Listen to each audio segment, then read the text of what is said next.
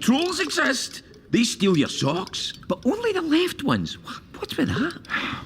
Hello and welcome to the All Good Stories podcast, where we believe all good stories belong to Jesus. We're your hosts together in person, Chris Bowden and Simon Campbell, and we're two millennial dads who love pop culture and making connections from the content we love to the God who loves us. And in episode 25, it's only fun if you get a scar out of it, as we dig into the good stories and how to train your dragon.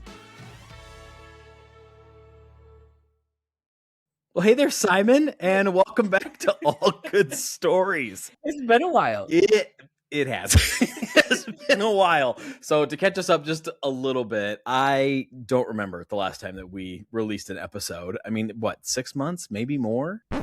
15. It's now been 15 months. Yeah, it's been a long time. So I think even in that time, like we had a kid in that time. So we're now a larger family, you know, part of that. So our son Harrison is officially in the mix. He's, well, that's my marker. He's 15 months out now. So I mean, been a long time. As you can tell, it has been a blur.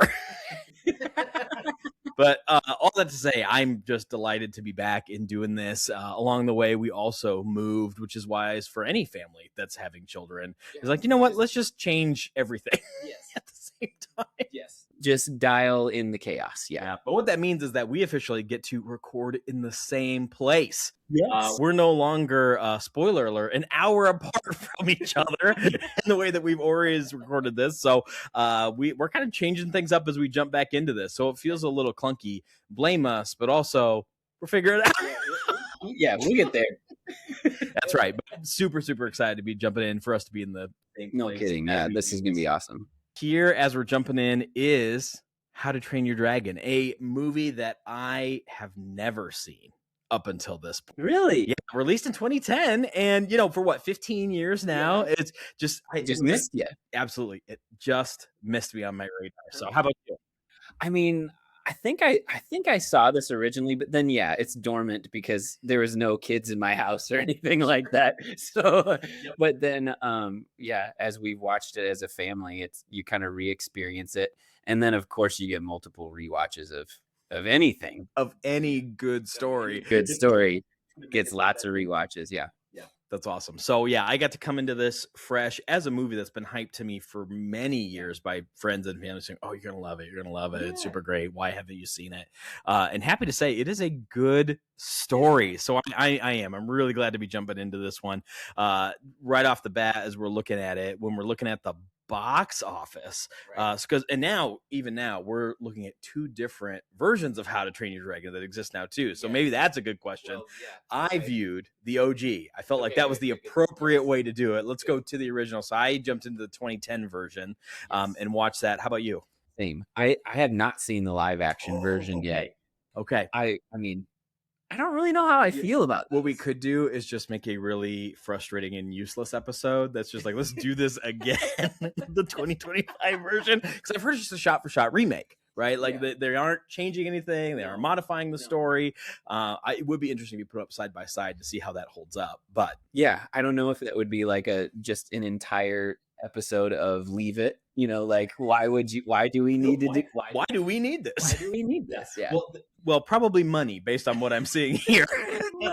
Because if you look at the box office, this made originally $495 million in 2010. A lot of money against a budget of $165 million. So it did just fine. It was the highest earner outside of Shrek for DreamWorks at this point. So they had the Shrek era that happened. And then all of a sudden How to Train Your Dragon hits the scene, and it's their next hit that's in play for them. And then this basically both fandom, multiple movies, all that inspired, hey, let's go back and do a shot-for-shot remake that was released in 2025 this past year. And that one, to compare, grossed even more money at $636 million. So what, inflation or not, is it? Yeah, right. It is a higher earner against a lower budget. So the original budget in 2010 was 165. This budget was 150. Okay, that makes me want to sneeze less. know. Apparently, it costs more to animate people than it does to film people. Is what that means. Yeah. And so, I mean, that means that it made more money and cost less money. So they're like, this worked out great for us. Really good decision for them as a studio. And then the critics, this is a well-reviewed movie. Yes. I mean, this is a beloved movie according to everybody. In 2010, it's a 99 Rotten Tomatoes score, which is insane. A 99 and a 91 audience score, so a little lower. And then in 2025, you get this fascinating swap where the critics give it a 77, which is mostly, as I looked at it, just because it's like, you did nothing new. This is the same thing. And they say it's still good. Like on its own, this is a good film, but you aren't creating any new material here. And then it is a 97 audience score. So the original was 91, still a beloved film. Probably because it was the same. Yeah, exactly what people wanted it to be, right? It's either we're going to do 97 because that's what we want it to be, or we're going to massacre you because you ruined a beloved film. I feel like there's no way to get around that. So kind of interesting flip there. But I mean, that's behind the numbers of How to Train Your Dragon. Very, very. I think that's a good indication. Yeah. And Simon, before we go any further, in case we need a refresher, I mean, I don't know, maybe you've seen it in 2025, maybe you've seen it in 2010, maybe like me, and you're like, I don't know, I have avoided this for decades, and here we are. Give us a refresher on what How to Train Your Dragon is all about. Absolutely. So here's the story. In How to Train Your Dragon, Hiccup is a small Viking with a big heart and an even bigger talent for getting into trouble. He's supposed to be slaying dragons, but he ends up winging it and befriending one. When he meets Toothless, a fearsome night fury who turns out to be more cuddle than catastrophe, Hiccup discovers that the real battle isn't against dragons, but against old ideas that need to be grounded. As their friendship takes flight, Hiccup proves that sometimes the bravest things that you can do is not breathe fire, but to blow away fear, and changing his village one dragon-sized misunderstanding at a time. By the end, he is not just a Viking hero. He's something rarer, a true Prince of Peace. Oh, look at you go. You're just going to Jesus juke it right there. Like, I wonder what belongs to Jesus in this story. That's awesome. How great to be right across from you for all the dad jokes. But I can just reach right across and go, what are you doing? That's great. Oh, man. All right, Simon, we've got an opportunity to just talk about the rent-free replay. What are a few moments in this movie that are just on repeat in your head? They're just living there rent-free for you. I mean, I think the iconic scene in this movie is like when he reaches out his hand, to Toothless's like muzzle or whatever. Like it's the shot that they showed in the trailer for the remake. Okay. And even like when we watch it as a family, like the girls hold out their hands. No way. That's super. Okay. That's really good. So like, I just think that that's because of the soundtrack and the music and this like kind of pivotal moment. I think that one is like, you kind of play over and over. Just kind of locked it in your head. It's a good one. A similar yet different one for me, again, because of the music and the build and the moment, is when like they first take flight together like successfully. You've got like the payoff from the Rocky montage of like training and unsuccessful attempt, and you finally arrive, and I think you get like the full-fledged theme of the movie for the first time. And man, it's what a great 3 to 4 minute scene of them like both flying and then having some panic in mid-flight and then figuring it out together and kind of abandoning his note sheet right as they kind of come into that.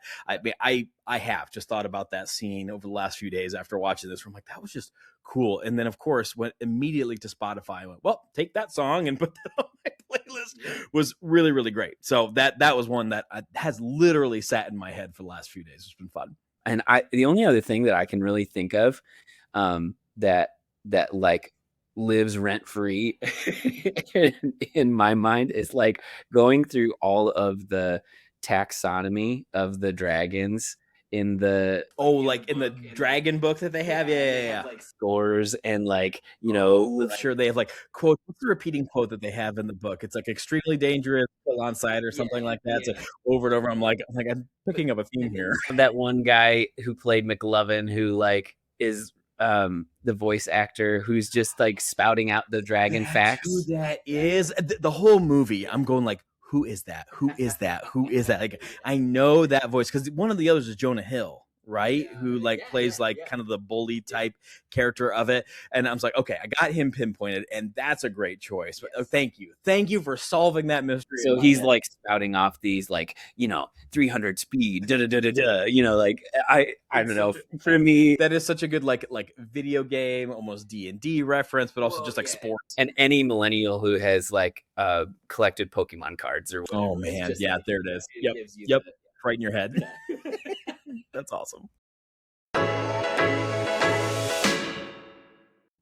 right, Simon, the real reason why we're here is really to say, hey, what in this movie belongs to Jesus? What are some unique themes, moments, or reminders of where we can see Jesus on display in the story? Because really what we're aiming to do is going like, hey, how can we better see Jesus in these everyday moments of our lives? Whether movies or not, like Jesus is in all of this. And the better we get at recognizing where he's at, better we're going to be at simply like just following him and remembering him and integrating him in all these other parts of our lives. And so what's one of the first things for you that you think really belongs to Jesus in this movie?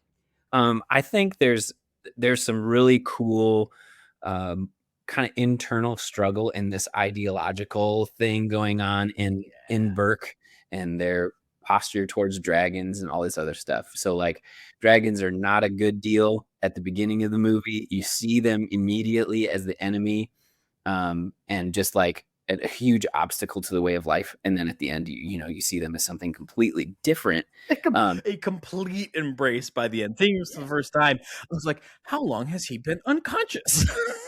Like, this is amazing. And there are 2 times in the movie where like it kind of comes like the change starts to happen. And in both, so first it's Hiccup who sees what he's done to Toothless when he like captures him and he's sitting there wounded. He just sits there and looks at him and says, I did this.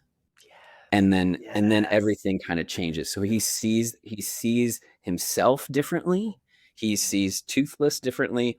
He sees this whole conflict differently. And the second time that happens is at the end of the movie when Stoic, Hiccup's father, does the same thing. And he looks at Toothless on the ground after the fight with the alpha dragon and all this other stuff. And it appears that Hiccup is done and gone. Oh, yes. And he looks at them and he says, I did this. And kind of comes to this moment. And I really think, where this reminds me of our stories with Jesus is that these are moments of realization and confession. Like both of these characters, in order to be transformed inwardly, they have to first see themselves realistically in what they've done. Yeah, right. They get a look at reality, right? Like as we often do with Jesus, these moments where I go, oh, this is as bad as it is. And I'm in this situation because I did this. I did. Yeah. I put myself here. And I think like, from almost anybody's like really anybody's story with Jesus, the kind of the moment before the transformation happens often is preceded by this like huge realization of like, I did this. I put myself in this situation. Yeah, right. I'm completely like unable to do anything about my sin or like, suddenly we see a gap of need that's been created. Yeah. And the brokenness of this situation or the loss or the failure, we see ourselves of like, I did this, I put myself here. And that's what happens right before the moment of transformation, where they begin to see things differently and their heart changes and all these things. So I think that that's a moment that really belongs to Jesus, because I think anybody who has walked a story like that of living your life one way, and then coming to understanding like, no, Jesus is real. This is not like, the world is different than what I expected it to be. Something has changed. Like right before that change truly happens, we see ourselves in this like really realistic, raw it's real. Like you can't go to the person who's going to fix your need if you don't recognize that there is a need in Right. play, right? Like Yeah. I find that was part of my story of like kind of hard for me to see how I needed Jesus when I felt like things were pretty good. Like I'm figuring out on my own. Yeah. I'm doing fine. Oh, yeah. Things are great. I don't need Jesus, right? I can Yeah. figure it out until I could. I'm like, Right. I'm a disaster, right? I Yes. think that's really, really great. Similar yet different for me. One thing was in that same scene, and he doesn't say it in the moment, but talks about it later. I think he's talking to Astrid, where he says it really plainly of like, I looked at him and I saw myself. Yeah. Right. Like there's this like humanization that happened, which just made me think of like, that's what Jesus did in our story, in a very, very different way. But it was like John 1:14, the word became flesh and made his dwelling among us, where Jesus could look at us and say, hey, I see you, I get you, I understand you, where it's like he drew near, he sees us who we actually are. And while we were still enemies, Christ died for us, right? Yes, Like while while we we're were still still enemies, enemies. right? It's like here it's Hiccup in this environment of like, we are absolutely enemies, and I am able to see or recognize. I think the quote was like, everything about you we think about you is wrong. Yes. Right. Yeah. That again, another great quote on its own. But it was just really, really stood out to me, where Yeah, it I was like just that. like, kind of mirrors Jesus' way of just engaging his enemies, us. At one time we were his enemies, right? He said, no, I'm not gonna just go into this the way everyone thinks this is gonna go. Right. Like I'm gonna choose to bring you in and truly understand you, so you can truly understand me, right? And bridge this gap together, Yeah. which is pretty cool. I like that a lot. And it was the other story for me was Luke 7. It was 11-15, where it's soon afterward Jesus went to a town called Nain, and his disciples and a large crowd went along with him. As he approached the town gate, a dead person was being carried out, the only son of his mother, and she was a widow. And a large crowd from the town was with her. And this is the key. He says, when the Lord saw her, his heart went out to her, and he said, don't cry. And he saw her, and his heart went out to her. Here's Hiccup, who does exactly what he's supposed to do, right? Like he's done the thing, he's down to dragon, he's gonna have his moment. Yeah. And then he saw him. Like he actually saw him. He got up close and personal enough to actually see that, oh, this maybe isn't what I expected, and his heart went out to him. And so I was like, oh gosh, that's a pretty fun theme hiding in there. And there's just like, there's full of those moments. You feel them. And I think when kids are watching this, they feel those moments, that shift that's happening. Yeah. And so I think it's just such a great opportunity for us, like to see like how that change can happen in our own heart. Yeah. How God was for us even before. Yeah. Like I love that while we were still enemies. Right. So. Yeah, and if I jump ahead to like the so what of it all, right? Like I'm gonna pull the audible and grab that early, but I look at the so what, and it's really going like, God has commanded us to love your enemies, right? Like that gets really clear and really practical. Yeah. And usually what that requires is like, can I get close enough to my enemies to actually see their perspective and what that looks, whether I agree or not. Right. At the end of the day, that may not be some magical solution of like, oh, now we see each other, and that may not happen. But I need to be close enough to see and recognize that you are loved just as much as I am by Jesus, right? Like you are not some monster, you are not some big wicked thing out there, even if you're doing wicked things, right? Like that's not how Jesus is wanting to approach you or me to approach you, right? He wants me to see you as someone else who can be saved and redeemed and loved and known and a part of this family together. And that'll get me going. Yeah, it's great. Oh, it's great. One of the other things that stood out to me in this story that reminded me of Jesus was just like the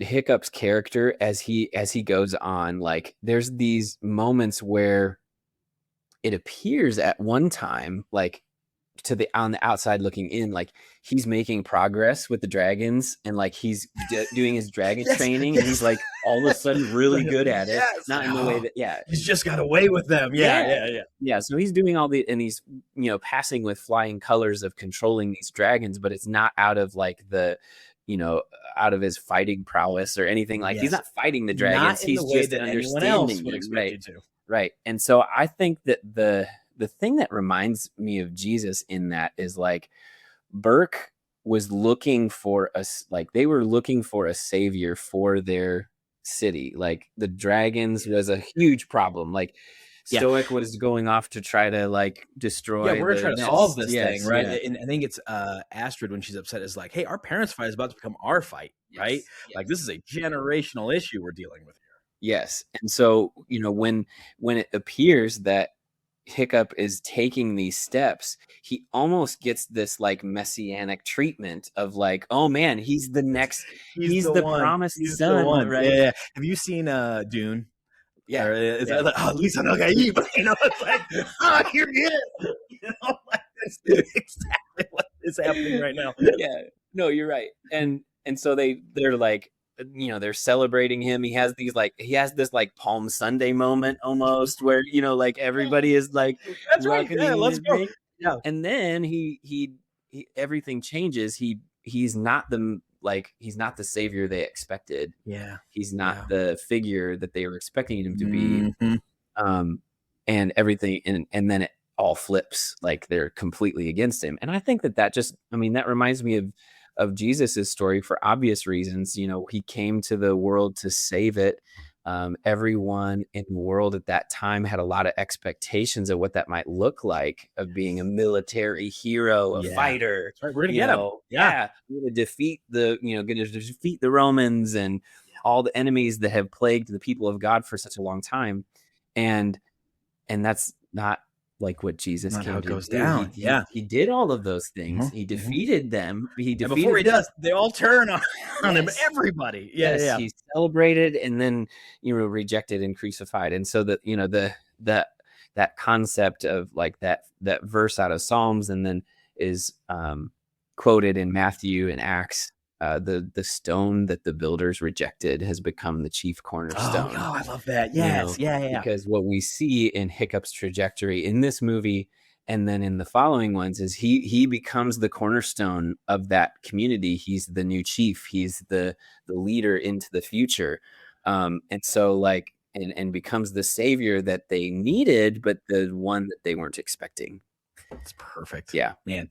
So you gave us like the most obvious of parallels to Jesus. I even had a moment where I'm like, oh, it's kind of a shot for shot, isn't it? Like, wow, that's really good. I think when you take a look at that, it's just it's cool to find those connections in the stories and realize, okay, like because this is a good story, because Hiccup is such a compelling character, there's gonna be those connections to the person of Jesus. Because one of the things for me was like, in it, Hiccup makes the sacrifice play, right? In this story. Like he's like, we're gonna figure out whatever it takes, we're gonna make it happen. Yeah. And he crashes out and we think his story is over, that he's died in the midst of this, and he hasn't, but descends into flames, no less. Ooh, look at you go. Yeah, no, that's great. Yeah, there's some good imagery and symbolism there. And so what I loved was that he wins, but he loses his leg, right? It's not without cost. It's not without pain. It's not without sacrifice. Jesus had scars in his hands, right? Like there's a marker that this happened. Like this was real. Even the disciples like, well, let me see your hands, right? Let me see your side, right? He's marked by it. And in the same way, Hiccup is marked by his experience. And I think what that kind of hit me was like just a reminder of like, like salvation and obedience cost something, right? In one time or in one way or another, you can be fully victorious. You're still going to bear scars, and like glory in those wounds are like held together in the same thing. Yeah. And so it's like when you're living a Christian life, God does not promise you a lack of suffering, right? Right. Which it's like just a hard pill to swallow. But we have the greatest grace and loving Father in the world to be with us in all of those things. But I was like, at some point, if I am being obedient to Jesus, like I might lose a leg, or I might miss out on an opportunity, or I might have to say no or yes to something that is really challenging to other people's expectations. And take some shots for that. I don't know what's going to be or what's going to look like. But there's so many examples where it's like the rich young ruler in the Bible doesn't. Like he doesn't want to pay that cost. Like what's it going to take for me to be fully obedient? okay, I don't want to do that. Like I can't go all the way. Or like Paul, like everything he gains is through loss, basically, right? I think he talks about in Philippians where it's like whatever gains to me now, I consider loss for the sake of Christ, right? Like I just continue to think about that. It's like the disciples left the nets behind. They left their whole livelihood. They left their families. Like I don't know if they say goodbye. They just went. He said, "Come with me," and they went. And so it's a small moment, but I thought it was very cool that the hero of the story doesn't come out unscathed. It's not like this perfect story of like everything came out okay. Like he lost a leg. Like that's a big deal. Now it's cool because it's very Viking of them, and he kind of fits in a little bit more. I'm like, okay, now he looks cooler. I get that element. Like that's pretty neat. But I just want like, oh yeah, you'll go through this life with Jesus, and you'll have some scars. Like you'll have some things that beat you up. But you've got a heavenly Father that like loves you and is with you in it. Like obedience to Him. Like you just still you can't go wrong, even if it's costly.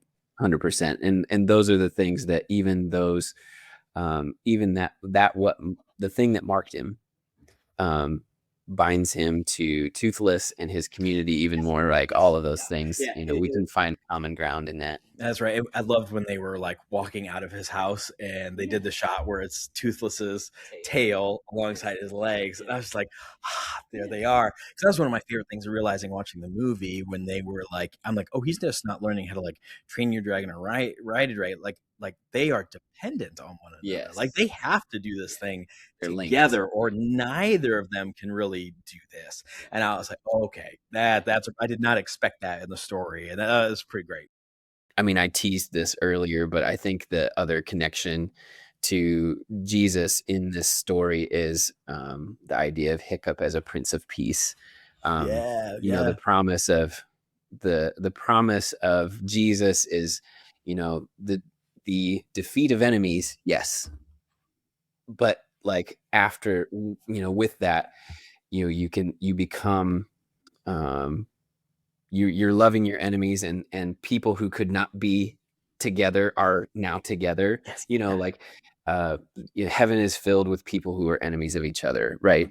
And the lion and the lamb and the swords into plowshares, and just like nice reference. What you're walking out into at the end of the movie is this community that's no longer marked by their enemies of the dragons, but it's marked by their like living side by side, something that seemed impossible at one time, and they're better for it. Yeah, right. Like you look at like everything seems better. Yes, like they can they're all kind of getting the things they were missing out on.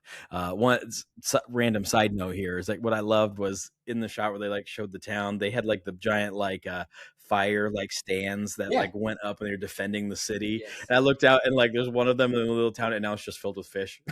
And I'm like, they've even repurposed things for like this new reality. It just made me giggle. I was like, oh, of course, that's great. And that's a mark, I think, of somebody who is like Jesus. Is you can bring people together, and you can people that can coexist with one another and love one another. That according to like how the world works, it's not possible, right? An increasingly uncommon thing, right? Like the more that we become like or are divided, polarized, we're in our camps, we're in our social media bubbles, whatever it is that's causing all these gaps. The bridge builders are rare. And the world's hungry for it. Like it needs it. It's like water in a desert when someone can do that really, really well.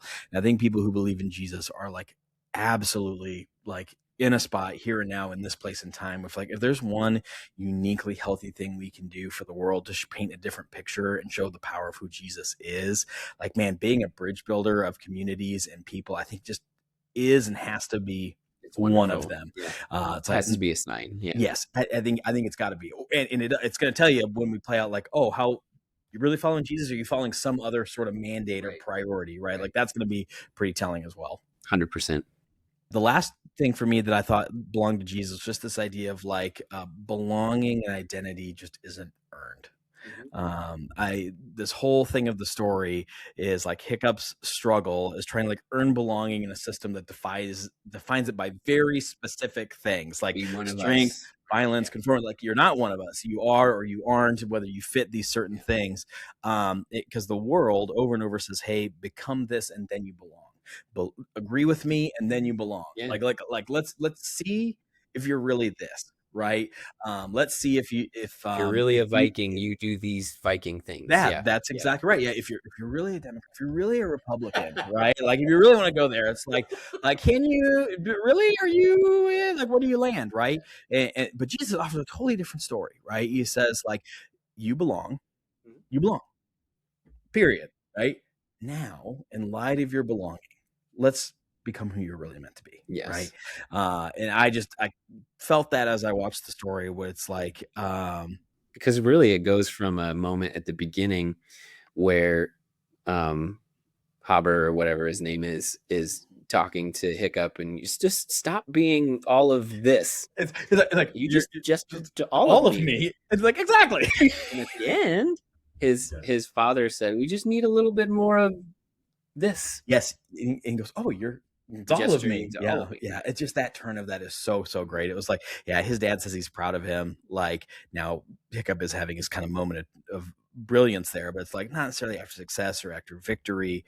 It's just like Yeah. he gets to see son for who he actually is, and he's not having to turn into something else in order to get there. It's like, no, you have a father that loves his son for who he actually is, where he's actually at. And now that you've built that bridge, it's like, okay, now we can move forward, right? Now we can grow in this relationship, which is, I mean, relevant to my story with Jesus, where it was like, I finally let him into my story. And God was like, all right, we can work with that. Like let's go. Now that you're here, here's all these things I have for you. Like here's what I want for you.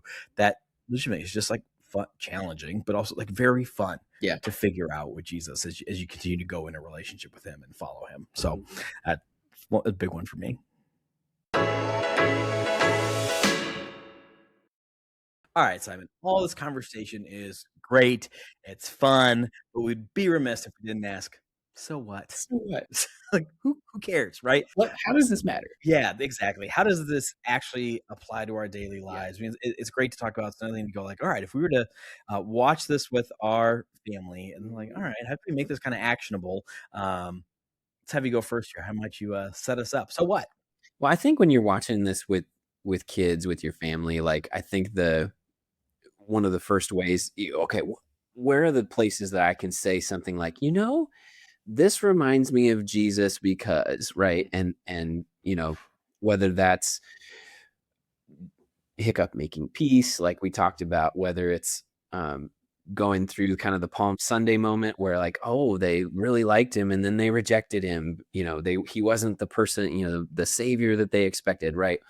But I think that there's a real opportunity for kids, particularly because you watch Hiccup's story and he's facing all kinds of pressure from other people to believe a certain way, to do certain things, to to live life according to how everyone else is, right? Yeah.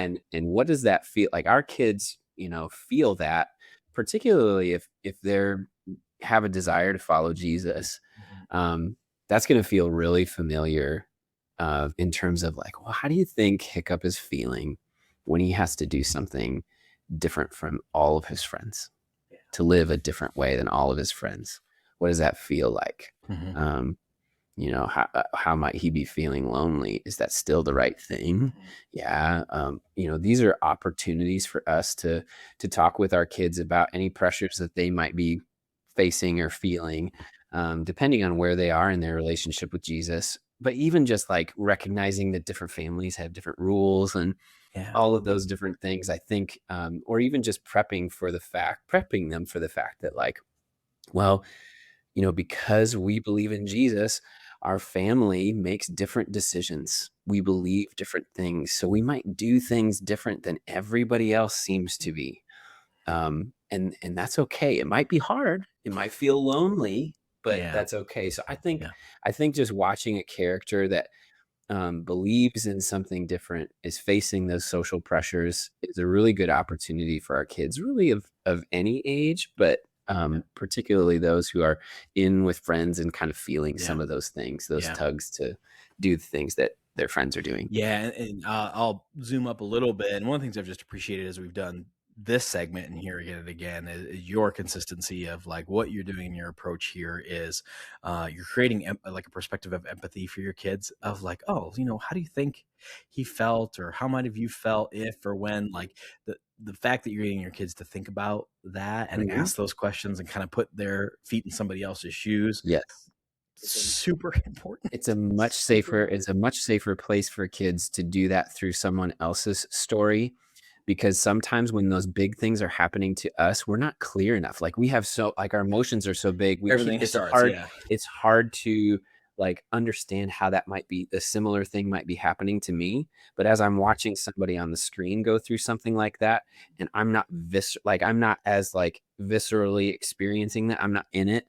Like I can learn from that situation differently than I can like if I'm feeling like the outsider among my friends at school. Yeah. And just like that feels different. So being able to draw things out of other stories is really like, that's one of the reasons why we do this. Because if we can build that skill and looking at how Jesus shows up in other people's stories, that's going to help us in our own, when we face those situations. Yes. And I think that was just simple question asking, right? It's like, it's not always that like, I don't have to suddenly like provide like some sort of answer or some sort of perfect sentence. Yeah. Or like, here is the lesson. Like, no, it's like, I got to test this out with my daughter. Yeah. She's 3 years old now, which is nuts and awesome. And this new term I have heard of three-nager is so great. Like just on the nose. I love her so much. And I also go like, you feel very strongly about the world. Like we've got some feelings to work, but it was great because we watched the start of this movie and Toothless is injured, right? And I go, oh man. And she goes, oh no, Dad, he's a boo-boo. I'm like, yeah, he does have a boo-boo. Like, how do you think he feels? Like, oh, hurt. And I'm like, oh yeah, I bet that does hurt. And I'm like, well, what's he doing? Like Hiccup. I'm like, is he helping him? Like, he's being nice to him? She's like, yeah. She's just like emotionally invested. Like, is he going to be okay? Yeah. And so I just got to ask of like, how's it feel to know that he's helping him? She goes, oh, that's good. That's good. And no, we did not get to the Jesus of it all, right? Yeah. But I'm kind of reading her in the moment and like allowing the permission of like, we do not have to be quiet watching this movie, right? Like you are 3, And really the other thing I love about this is like it gives us as parents something to do when our kids are watching something. Like it brings us into participation with them. Like I think it is granted now there's plenty of times where a movie has been going on and we are trying to do something else as parents, right? That's exactly right. We like 100% real about that. I would love for you to watch the Paw Patrol Christmas special again. That sounds great. And it doesn't always have to be that way. And we can be participants in this story with them and start shaping what they're seeing. So whether it's little prompts like that, but yeah, I think just like empathy with the characters, recognizing those places that remind you of Jesus, even when some, at the end of the movie, when Stoic kind of comes to his senses and we watch this relationship with him and Hiccup, his son, change, like even just calling out, oh, did you notice how Hiccup forgave his dad? Or like, did you notice how his daddy said sorry? Those are things that like, that's why it's so important for us to forgive each other. Like all these are opportunities for us to have real conversations with our kids and often spiritual ones, right? Yeah. You get these like quote real life examples in a very like entertaining context of like, hey, do you remember when you talked about that like at church? Like, was that a lesson that you learned at church? Like, are you seeing that there? He's forgiving. We talked about forgiving. Yeah. This is another thing. I like. It's so fun to have a 3-year-old because these are the start of these conversations that are actually happening, right? And you can see that little like.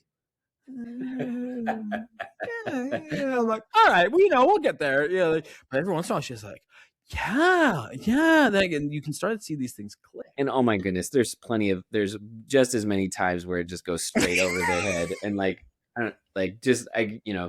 weird looks Yeah, across the couch oh, of this like means nothing. Okay, like great, okay, great. this didn't hit. You still heard it. That's right. You still heard it. It's probably in there somewhere. That's right. Doesn't always have to land. Yeah. I mean, the number of times that adults have had conversations with me where I'm sure they look at me and they go like, okay, he's just not gonna get it. He'll get it No, later. exactly. And we just don't know what is sinking in and what's not, or what will bloom later, and all that other stuff. Like, just these are not like once and for all opportunities. This is just getting us better at finding more of them. Yeah. And finding more of those opportunities. Yeah. The last 10 tip for me is just I think I've hinted at it already, so I'll keep it short, but it's just like we live in such a time where that theme of loving your enemies is what's going to make the difference. I think for us as people who follow Jesus, if there's a so what of it all, I go like, hey, Hiccup was the character who got close enough to an enemy to see something different, to see opportunity, to see a different story, to see something that humanized, where it's like, oh, we do have something in common. We do have a connection. There is something that still binds us together, that it can be true, certainly if we both believe in Jesus, but also true in our human experience on its own. God has made us this way, designed us this way. We are relatable in so many more ways than we are probably different. And the world would love us to tell a different story about that, of like, how could you ever, engage or entertain or even be near, whatever. And Jesus came in proximity to all of it. Like the guy had no concerns getting close to people who were wildly different, and part of what got him in so much trouble was just his willingness to go across the line into territory that the right people would never enter the world of the dragons. Right. That's exactly right. Yeah, love that. Simon, it is time at long last for some hot takes, for some love it or leave it, an opportunity for us to just sort of throw some things out there and see how they stick. All right, you ready? I'm ready. Okay. Let's go. So, love it or leave it. This is a softball. We're getting back into this, right? Right, Love it or leave it. The music for this movie. I mean, that's a clear love it for sure. Yeah. For all the reasons that we've talked about before. I think because I think it's unlikely that we do all three How to Train Your Dragons. My favorite one is, and this is a rent-free replay for us too, is in the second movie. They bring in with the composer that did the first one. I don't remember what the name is right now, but they bring in an Icelandic band called Sigur Rós, and they do Sigur Rós brings their unique flavor on top of an orchestral score. Oh, that's cool. And and it works. It works. Yeah. And it's one of our kids' favorites to replay in the house. So they do dance parties to this, and then they pretend that they're toothless and pick up and reenact the flying scenes and stuff like that. That's so cool. Yeah. Okay, I love that. All right, so you heard it here first. Go find the soundtrack for How to Train Your Dragon 2. Yeah. Is that okay? Yeah. All right, hide it in there. And I think it's the first track of the soundtrack. Oh, they know what to lead with. Okay. Yeah. Great. Where it's called Where No One Goes. Okay. Yeah. In fact, I'll up it further. Love it or leave it. I think that this soundtrack is the best soundtrack of any DreamWorks animated movie. You're competing with Smash Mouth, so you got that going for you. I knew the stakes were high. So otherwise you've got. Trying to think of what else is on the table there. This will be the kicker. Is The Prince of Egypt a DreamWorks movie? You might this is the question. Oh no, you might be right. A few moments later. The Prince of Egypt was produced by DreamWorks Animation. Okay. I don't even leave it. Leave it. I'm going to say that The Prince of Egypt is still the real banger out there. So true. Which is so great. That was one of my moments that felt so great in my marriage, where Marcy had never seen The Prince of Egypt. Yeah. I was like, you gotta see this. She's like, this is an animated movie. I just about the Exodus story. Yeah. I'm like, you gotta trust me on this one. You gotta watch. She's like, okay, we got it. And she's like, that was pretty good. Yeah. So, I'm gonna say leave it, man. That's great. It Fair. does not reach the Fair. highest tier. But man, in general, for soundtracks for movies, that It's very, good. very impressed. Another one for me, Love It or Leave It. All of the Vikings, for some reason, being Scottish. That's right. That's right. I'm gonna say I love it. I think it's a great choice because otherwise we got to pick something, right? Like let's identify that somewhere. But it is interesting that I'm like, I don't know, is that the primary area for Vikings? Probably not where they originated from. That's but okay. It's a good choice. I mean, It is. You get what's his face playing the dad. Gerard Butler. Yeah, say no more. Done. Yeah, that's good enough for me. Craig Ferguson as the blacksmith dude. That's also an excellent choice. Also good. So good. Love It or Leave It. The names of the characters and dragons in the movie.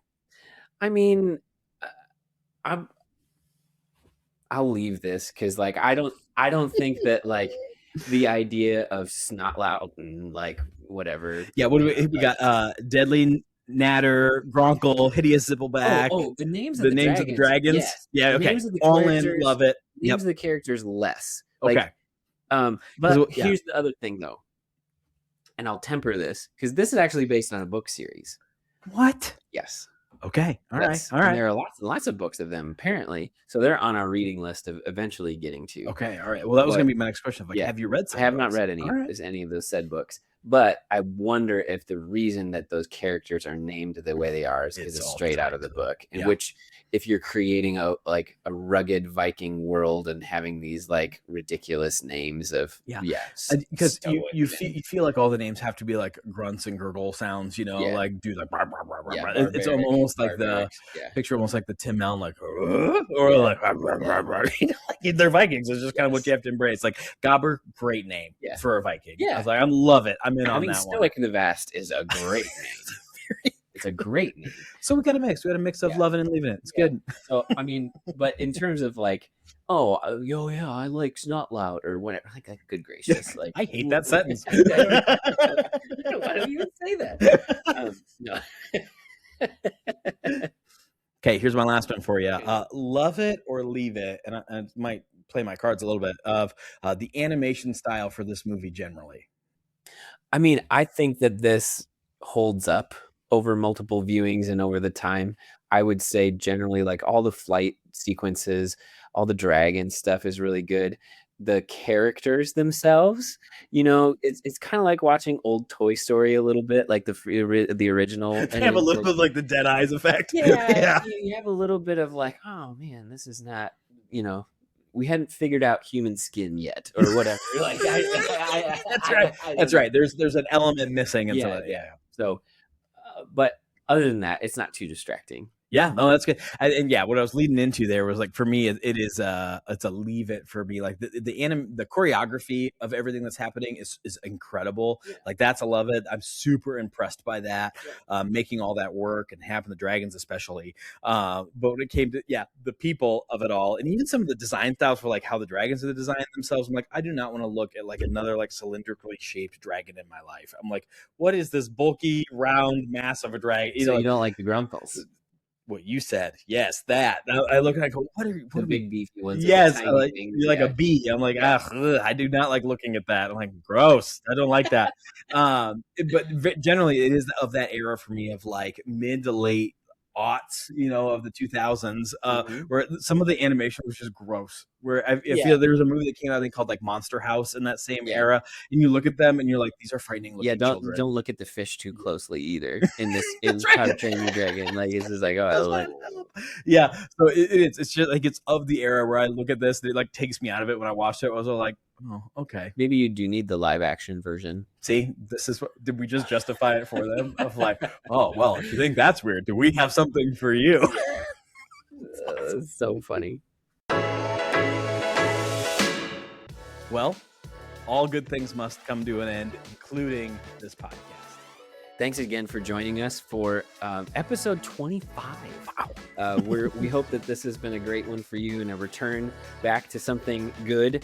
But our greatest desire is that this is doing for you what it's doing for us, giving us a chance to shape the way we look at movies and sparking spiritual conversations around them. Yeah. Yeah, and we'd love for you to help keep the conversation going. We are just two silly perspectives in the mix here, kind of offering up a word noticing, which means you are noticing things along the way as well. And we would love to hear from you, whether that's on our social media platforms or in any other way. I guess social media is the only way to get in touch with us. So do that. Reach out to us on Instagram. That's the place. At All Good Stories Podcast. We'd love to keep the conversation. We'd love to keep hearing from you. It has meant the world to us and been surprising and fun for people to ask us, like, are you going to ever do that again? I kind of actually liked it. I was like, you missed us? That's pretty cool. So thank you for your encouragement. Thanks for listening and jumping on in alongside us. And remember, all good stories belong to Jesus. And if you choose to give your story to Jesus, you can be sure he'll make it a good one.